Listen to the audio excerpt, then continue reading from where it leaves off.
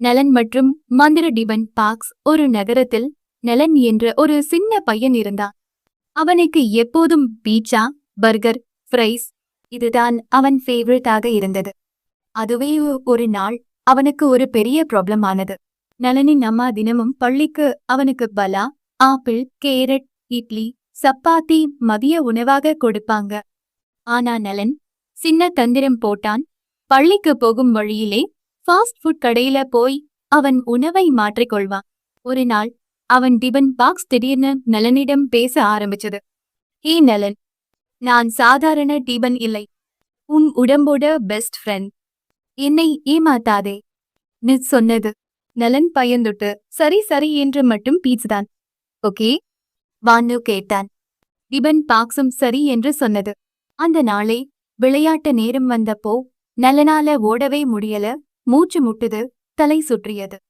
மற்ற குழந்தைகள் எல்லாம் ஓடி ஜெயிச்சாங்க. ஆனால் நலன் ஓட முடியாமல் தோற்று போனான். அன்று இரவில் டிபன் பாக்ஸ் மறுபடியும் சொன்னது. நலன், உன் உடம்பில் ஆங்கிரி இருக்கு, ஆனால் உடம்பில் எனர்ஜி இல்ல. நீ ட்ரை பண்ணு, நாளையிலிருந்து ஃப்ரூட்ஸ் பிளஸ் வெஜீஸ். அடுத்த நாள் அம்மா ஆப்பிள், குக்கம்பர், தயிர் சாதம் போட்டாங்க. நலன் இந்த முறை டிபன் பாக்ஸ் சொன்னதை கேட்டு சாப்பிட்டான்.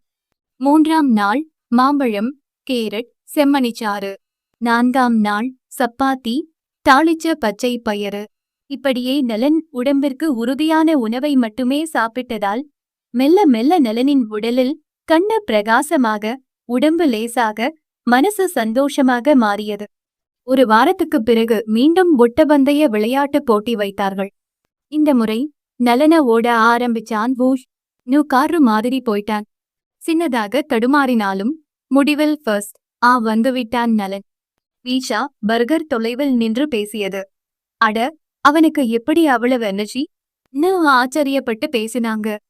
நலன் சிரிச்சிட்டு சொன்னான், நீங்க நல்லதுதான், ஆனா எப்போதாவது மட்டும் ஓகே. டெய்லி நான் என் ஹீரோ ஹெல்தி ஃபுட், அதாவது ஃப்ரூட்ஸ் அண்ட் வெஜிடபிள்ஸ் தான் என்று சொன்னான். அம்மா அவனை அணைத்துக்கிட்டாங்க. டிபன் பாக்ஸ் மெதுவா மின்னிச்சு அமைதியா ஆனது. இந்த கதையின் கருத்து உடம்பு ஒரு மந்திரம். ஃப்ரூட்ஸ், வெஜீஸ், மில்க், வீட்டு சாப்பாடு சாப்பிட்டால் மட்டுமே அது மந்திர சக்தி. ஃபாஸ்ட் ஃபுட் சும்மா சுவை, ஆனால் அடிக்கடி சாப்பிட்டால் உடலிற்கு நல்லதல்ல.